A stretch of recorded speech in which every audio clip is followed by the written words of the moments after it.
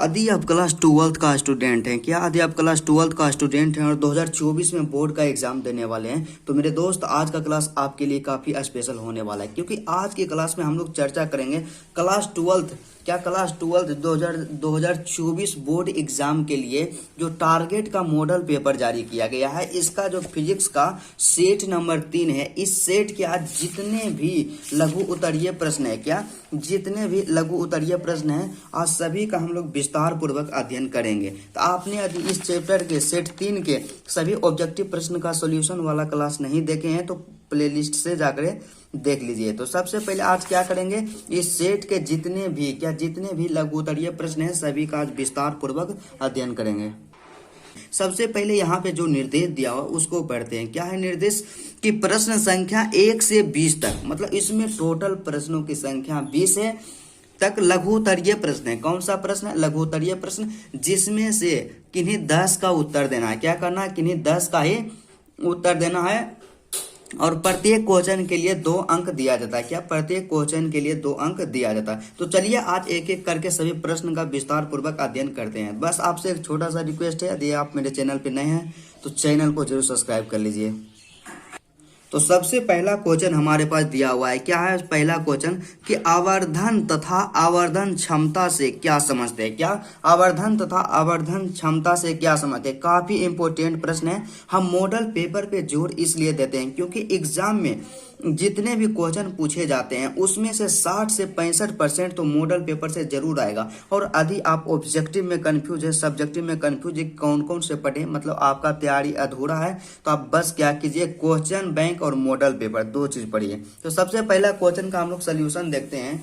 जो पहला हमारे पास जो क्वेश्चन दिया हुआ था क्या था, तो पहला क्वेश्चन था कि आवर्धन तथा आवर्धन क्षमता से आप क्या समझते हैं, मतलब बताना है कि आवर्धन किसे कहते हैं और आवर्धन क्षमता किसे कहते हैं। तो इसमें हम क्या करेंगे, यहाँ पे उत्तर दिए, क्या उत्तर दिए, उसके बाद पहला क्या है, आवर्धन लिखना है। तो यहाँ पे दिए आवर्धन, हेडिंग बना है ब्लैक पेन से। उसके बाद हम लिखेंगे कि आवर्धन किसे कहा जाता है। तो इसमें लिखते हैं कि प्रतिबिंब की ऊंचाई, क्या प्रतिबिंब की ऊंचाई और वस्तु की ऊंचाई के अनुपात को, क्या प्रतिबिंब के ऊंचाई और वस्तु के ऊंचाई के अनुपात को आवर्धन या रेखीय आवर्धन कहा जाता है। बस इतना क्या करना है, लिख देना। उसके बाद क्या होता है कि आवर्धन को स्मॉल m के द्वारा सूचित किया जाता है। क्या? स्मॉल m, मतलब आवर्धन बराबर हो जाएगा HI बटा H नोट। क्या? HI बटा H नोट। HI कहने का मतलब हाइट ऑफ इमेज, मतलब प्रतिबिंब की ऊंचाई,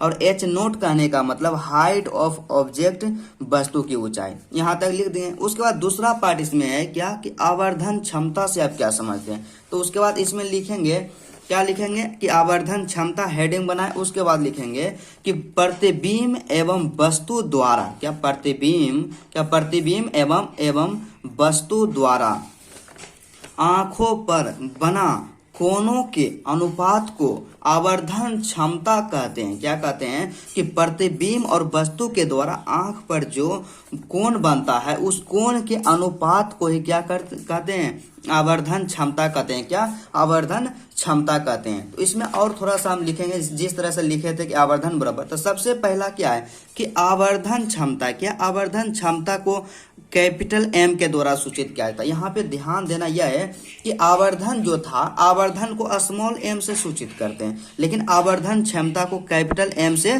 सूचित किया जाता था। अतः आवर्धन क्षमता बराबर जो फॉर्मूला होता है, क्या होता है कि प्रतिबिंब द्वारा नेत्र लेंस पर बना कोण, क्या प्रतिबिंब द्वारा नेत्र लेंस पर बना कोण। उसके बाद क्या लिखना है, उसके बाद बटा में लिखना है वस्तु द्वारा नेत्र लेंस पर बना कोण। बस इतना आपको लिख देना है आवर्धन क्षमता में। एक क्वेश्चन समाप्त हो गया। उसके बाद दूसरा क्वेश्चन हमारे पास था। दूसरा क्वेश्चन जो है काफी इंपोर्टेंट क्वेश्चन हमारे पास था। क्या था कि तरंगाग्र, क्या तरंगाग्र से क्या समझते हैं, तरंगाग्र से आप क्या समझते हैं। काफी इंपोर्टेंट क्वेश्चन है और कई बार हमारे एग्जाम में पूछा गया और 2024 एग्जाम में पूछे जाने की संभावना इसकी 95% चांस है। उसके बाद क्या इसमें लिखेंगे वही उत्तर। उसके बाद लिखेंगे तरंगाग्र, हेडिंग बनाए। उसके बाद लिखेंगे कि क्या लिखेंगे इसमें कि समान कला की स्थिति में, क्या समान कला की स्थिति में रहने वाले ईथर, क्या रहने वाले ईथर कणों को स्पर्श करने वाली काल्पनिक सतह के, क्या स्पर्श करने वाली काल्पनिक सतह के तरंग पृष्ठ को तरंगाग्र कहा जाता है। क्या कहा जाता है कि इसका मतलब सिंपल डिफिनेशन हो गया कि समान कला की स्थिति में रहने वाले ईथर कणों को स्पर्श करने वाली काल्पनिक सतह के तरंग पृष्ठ को तरंगाग्र कहा जाता है। यहां तक लिख दें। उसके बाद इसमें क्या करेंगे, थोड़ा सा और लिख देंगे, प्रकाश किरणें तरंगाग्र पर हमेशा लंबवत होती है। क्या होती है, प्रकाश किरणें जो होती है तरंगाग्र पर हमेशा क्या होती है, लंबवत होती है। उसके बाद इसमें और थोड़ा सा लिख देना है कि तरंगाग्र जो होता है 3 प्रकार के हो सकता है। क्या तरंगाग्र जो होता है 3 प्रकार के हो सकता है। कौन कौन है, क्या है, पहला जो क्या है गोलीय तरंगाग्र, क्या गोलीय तरंगाग्र। उसके बाद दूसरा बेलनाकार तरंगाग्र और उसके बाद तीसरा जो है समतल तरंगाग्र। बस आपको इसमें इतना लिख देना। उसके बाद तीसरा प्रश्न को देखते हैं, काफी इंपोर्टेंट प्रश्न है। क्या है कि द्रव तरंगे क्या है, मतलब द्रव तरंगे जो है क्या है। उसके बाद क्या है कि डी ब्रोगली संबंध को प्राप्त करें। क्या करना है कि डी ब्रोगली संबंध को प्राप्त करना है। काफी इंपोर्टेंट प्रश्न है। इसके आंसर की बात की जाए तो आंसर यहाँ पे देखते हैं हम, क्या देखते आंसर जो है यहाँ पे उत्तर दिए, हेडिंग बनाए कि द्रव तरंगे, उसके बाद जिसे मेटर इंग्लिश में क्या होता है मेटर वेव्स कहा जाता है। उसके बाद इसमें हम लिखेंगे कि डी ब्रोगली ने यह सिद्धांत प्रतिपादित किया कि जब कोई द्रव्य कण जैसे कि इलेक्ट्रॉन प्रोटॉन गतिमान होता है तो वह तरंग की तरह व्यवहार करता है। क्या करता है, तरंग की तरह व्यवहार करता है। मतलब कोई भी जब द्रव कण जो होता है गतिमान रहता है तो उस समय क्या होता है कि वह तरंग की तरह व्यवहार करता है और इन तरंग को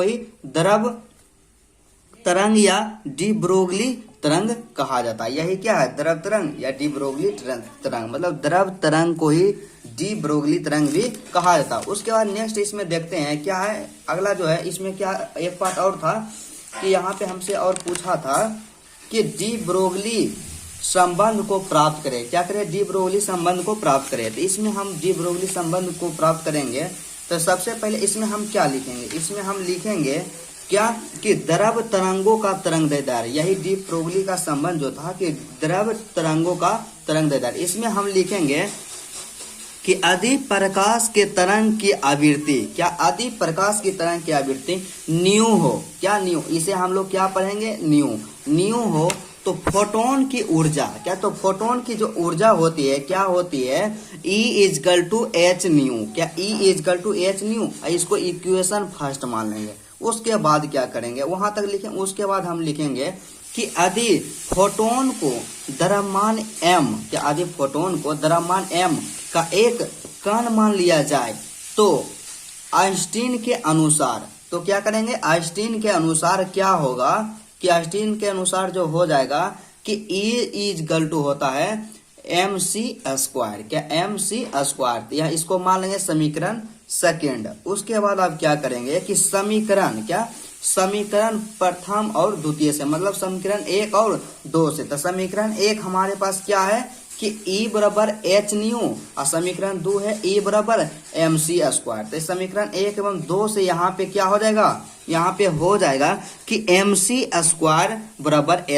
क्या mc²/hv, क्योंकि हम लोग जानते हैं कि समीकरण 1 में क्या था कि इस साइड वाला दोनों बराबर है तो इस साइड वाला भी दोनों क्या हो जाएगा, बराबर हो जाएगा। इसीलिए यहाँ पे हम लिख दिए mc²H न्यू।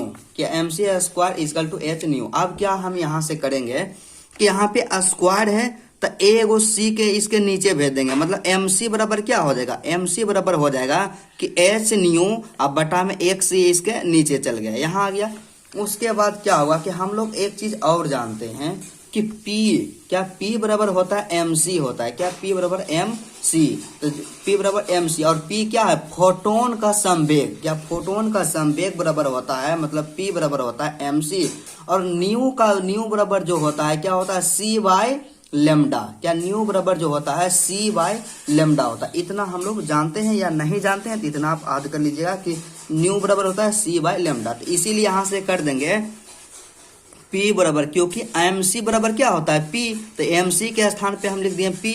तो P बराबर यहाँ पे क्या था, H था, H बटा C है यहाँ पे, क्या H बटा C है, तो यहाँ पे H बटा C हो गया। उसके बाद गुना, और उसके बाद क्या है यहाँ पे है न्यू, और न्यू का मान क्या होता है C बाय लेमडा। तो यहाँ पे कर दें C बाय लेमडा। अब क्या हो जाएगा यहाँ से कि C और C आपस में कैंसिल हो जाएगा, बच गया P बराबर H बाय लेमडा। क्या P बराबर H बाय लेमडा, इसलिए यहां से हम निकाल लेंगे लेमडा बराबर H बटा P हो जाएगा। क्या H बटा P हो जाएगा। और यही क्या है, अतः इसे ही डी ब्रोगली का संबंध कहा जाता है। उसके बाद नेक्स्ट प्रश्न को देखते हैं। अगला प्रश्न हमारे पास दिया हुआ है, क्या है अगला प्रश्न हमारे पास, कि लेजर प्रकाश के गुणों एवं उपयोगों को लिखें। क्या करना है कि लेजर प्रकाश जो है उसके गुण एवं उपयोग को लिखना है। तो सबसे पहले क्या लिखना है, गुण को लिखना है। तो यहाँ हम लिख देंगे आंसर में कि लेजर प्रकाश के गुण निम्नलिखित है।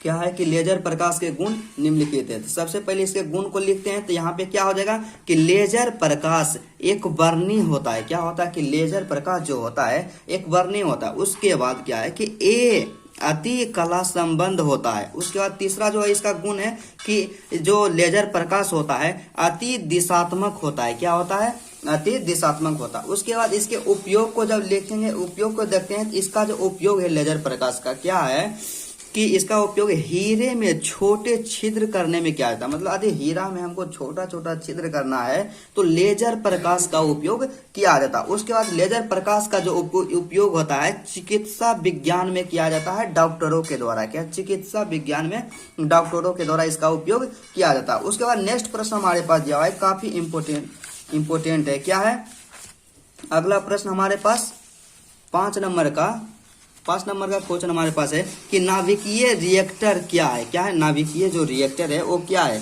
इसके 2 उपयोगों को लिखें। क्या, इसके 2 उपयोगों को लिखें।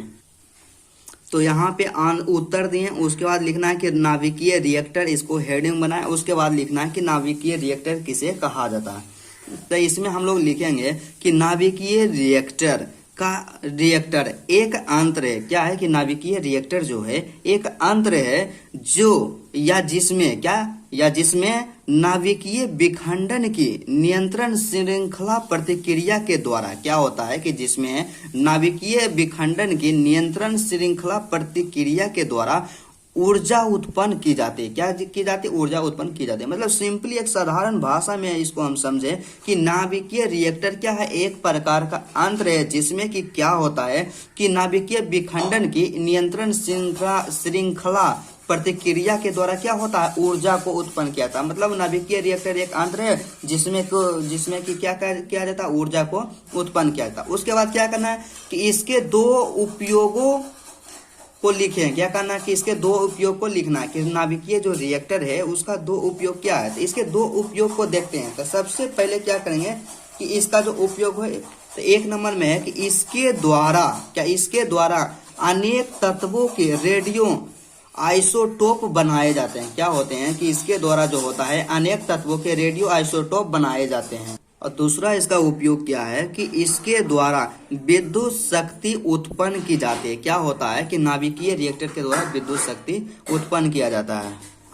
छठा प्रश्न हमारे पास दिया हुआ है कि डोपिंग क्या है। क्या है जो डोपिंग है, डोपिंग क्या है, काफी इंपोर्टेंट प्रश्न है। क्या है तो इसमें हम लिखेंगे, उत्तर यहाँ दिए उस तरह, इसके बाद हेडिंग यहाँ बना दिए कि डोपिंग, और डोपिंग को इंग्लिश में डोपिंग ही कहा जाता है। उसके बाद इसमें हम लिखेंगे कि डोपिंग से हम क्या समझते हैं या डोपिंग किसे कहा जाता है। इसमें हम लोग लिखेंगे, क्या करेंगे कि शुद्ध अर्धचालक, क्या कि शुद्ध जो अर्धचालक होता है, शुद्ध अर्धचालक को अशुद्ध बनाने की प्रक्रिया को, क्या शुद्ध अर्धचालक को अशुद्ध बनाने की प्रक्रिया को ही डोपिंग कहा जाता है। मतलब कितना आसान डिफिनेशन है कि डोपिंग किसे कहते हैं, तो शुद्ध अर्धचालक को अशुद्ध बनाने की प्रक्रिया को ही क्या कहा जाता है, डोपिंग कहा जाता है। उसके बाद इतना तो हम शॉर्ट में लिखेंगे नहीं, उसके बाद इसमें और लिखेंगे, क्या लिखेंगे कि शुद्ध अर्धचालक में अशुद्धि मिलाया जाता है। क्या होता है कि जब जो कोई शुद्ध अर्धचालक होता है उसमें अशुद्धि मिलाया जाता है, जिसके कारण वह अशुद्ध हो जाता है। मतलब स्वाभाविक है कि जब किसी शुद्ध चीज में अशुद्धि को मिलाएंगे तो क्या हो जाएगा, वह अशुद्ध हो जाएगा। उसके बाद लिखेंगे कि मिलाए गए अशुद्धि को अपद्रव एवं इस प्रक्रिया को डोपिंग कहा जाता है। क्या इस प्रक्रिया को डोपिंग कहा जाता है। यहां तक लिखें। उसके बाद अगला प्रश्न हमारे पास है 7वां कि आवेश के आयतन घनत्व की परिभाषा दें एवं इसका एसआई मात्रक लिखें। क्या करना है कि आवेश का जो आयतन घनत्व है उसकी परिभाषा देना है और इसका एसआई मात्रक, क्या इसका एसआई मात्रक जो है उसको लिखना है। तो सबसे पहले क्या करेंगे कि आवेश के आयतन घनत्व की परिभाषा देंगे। तो यहाँ पे हेडिंग बनाए, उत्तर यहाँ पे दिए, उसके बाद हेडिंग बनाए कि आवेश का आयतन घनत्व। इसमें हम लोग लिखेंगे कि आवेश का आयतन घनत्व है क्या लिखेंगे कि किसी चालक के प्रति एकांक आयतन में, क्या किसी चालक के प्रति एकांक आयतन में स्थित आवेश के परिमाण को आवेश का आयतन घनत्व कहा जाता है। क्या कहा था कि किसी चालक के प्रति एकांक आयतन में स्थित आवेश के परिमाण को आवेश का आयतन घनत्व कहा जाता है। उसके बाद इसमें क्या है कि इसे क्या रो के द्वारा सूचित किया जाता है। क्या इसे रो द्वारा सूचित किया जाता है। इसको जो पढ़ते हैं क्या पढ़ते हैं, रो। तो आवेश के आयतन घनत्व को रो द्वारा सूचित करते हैं और उसके बाद इसका जो फॉर्मूला होता है, अतः आवेश का आयतन घनत्व जिसे कि रो कहा जाता है, तो रो इक्वल टू होता है Q/V। क्या Q/V। मतलब आपसे आयतन घनत्व पूछा तो बस उसका डिफिनेशन ही नहीं लिखना, बल्कि उससे किस चीज से सूचित किया जाता है, उसका एसआई मात्रक क्या है, उसका फॉर्मूला क्या है, इस तरह से भी लिखना है। तो यह इसका हो जाएगा रो बराबर क्या हो जाएगा Q/V। उसके बाद हम आगे लिखेंगे, नेक्स्ट इसमें हम लोग लिखेंगे, क्या लिखेंगे नेक्स्ट। उसके बाद क्या है कि आवेश के आयतन घनत्व का एसआई मात्रक कूलॉम प्रति मीटर क्यूब होता है। क्या होता है, कूलॉम प्रति मीटर क्यूब होता है। उसके बाद अगला प्रश्न हमारे पास दिया हुआ है, क्या है अगला प्रश्न है कि किसी स्थान पर आभासी नमन कोण से क्या समझते हैं। किसी स्थान पर आभासी नमन कोण से आप क्या समझते हैं। इसके बाद इसमें हम आंसर देंगे, उसके बाद लिखेंगे यहाँ उत्तर, उसके बाद लिखेंगे क्या आभासी नमन कोण। तो आभासी नमन कोण किसे कहा जाता है या क्या समझते हैं हम आभासी नमन कोण से। तो इसमें लिखेंगे कि पृथ्वी के चुंबकीय आम्योत्तर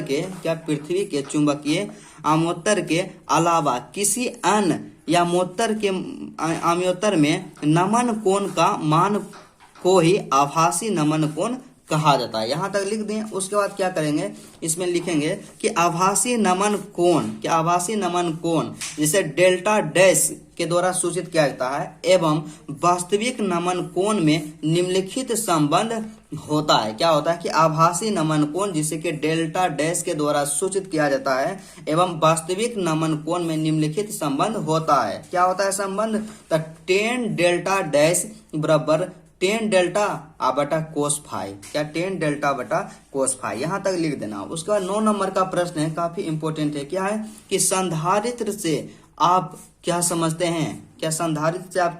हैं, इसकी धारता को भी बतावें। क्या करें, इसकी धारता को भी बतावें। तो यहाँ पे हम लिखेंगे कि संधारित्र में हम लिखेंगे, इसमें लिखेंगे कि वैसा व्यवस्था, क्या संधारित्र जो है वैसा व्यवस्था जिसमें एक विद्युत रोधी आवेशित चालक के निकट, क्या जिसमें एक विद्युत रोधी को आवेशित चालक के निकट एक भूगिरित चालक लाने से पहले वाले चालक के धारिता कृत्रिम रूप से बढ़ जाती है। क्या होती है कि पहले वाले चालक की जो धारता है कृत्रिम रूप से यदि बढ़ जाती है तो इसे क्या कहा जाता है, संधारित्र कहते हैं। क्या इसे ही संधारित्र कहते हैं। उसके बाद क्या है संधारित्र की धारता। तो संधारित्र की धारता को भी बताना है, उसमें था। तो इसमें लिखेंगे कि किसी संधारित्र की विद्युत धारिता, क्या होता है कि किसी संधारित्र का जो विद्युत धारता होता है संख्यात्मक रूप से उस आवेश का वह परिमाण है। क्या संख्यात्मक रूप से उस आवेश का वह परिमाण है जिससे संधारित्र के दोनों प्लेटों के बीच क्या, जिससे कि संधारित्र के दोनों प्लेटों के बीच एकांक विभवांतर उत्पन्न होता है। क्या होता है कि एकांक विभवांतर उत्पन्न होता है। यहां तक लिख दें। उसके बाद क्या करेंगे, इसमें लिखेंगे कि यदि संधारित्र की संग्राहक प्लेट पर क्या, यदि जो संधारित्र है उसके संग्राहक प्लेट पर Q आवेश देने पर क्या, Q आवेश यदि हम दे देते हैं देने पर, तो दोनों प्लेटों के बीच भी विभवांतर उत्पन्न हो जाता है। क्या होता है कि दोनों प्लेटों के बीच भी विभवांतर उत्पन्न हो जाता है। तो संधारित्र की धारता जो होगी, धारता को क्या C के द्वारा सूचित करते हैं। तो धारता बराबर मतलब C बराबर हो जाएगा Q/V। यहां तक हम लिख देंगे। उसके बाद 10 नंबर का प्रश्न है। क्या 10 नंबर का प्रश्न है कि विद्युत चुंबकीय प्रेरण क्या है। क्या विद्युत चुंबकीय प्रेरण क्या है। तो इसमें हम लिखेंगे वही कि विद्युत चुंबकीय प्रेरण से हम क्या समझते हैं, किसे कहा जाता है। तो इसमें सबसे पहले हम लिखेंगे कि किसी बंद कुंडली और चुंबक के क्या, किसी बंद कुंडली और चुंबक के बीच आपेक्षिक गति के कारण क्या, आपेक्षिक गति के कारण कुंडली या कुंडली में विद्युत वाहक बल के प्रेरित होने की घटना को ही विद्युत चुंबकीय प्रेरण कहा जाता है। क्या कहा जाता है कि किसी बंद कुंडली और चुंबक के बीच आपेक्षिक गति के कारण कुंडली में विद्युत वाहक बल के प्रेरित होने की घटना को ही विद्युत चुंबकीय प्रेरण कहा जाता है। उसके बाद इसमें हम लिखेंगे कि कुंडली में उत्पन्न विद्युत वाहक बल को प्रेरित विद्युत वाहक बल कहा जाता है और उत्पन्न धारा को प्रेरित धारा कहा जाता है। मतलब कुंडली में जो उत्पन्न विद्युत वाहक बल होता है उसे प्रेरित विद्युत वाहक बल कहा जाता है और जो उसमें धारा उत्पन्न होता है उसे प्रेरित धारा कहा जाता है। तो चलिए आज का क्लास यही तक रहता है। यदि आपको वीडियो अच्छा लगा तो जरूर लाइक कीजिए।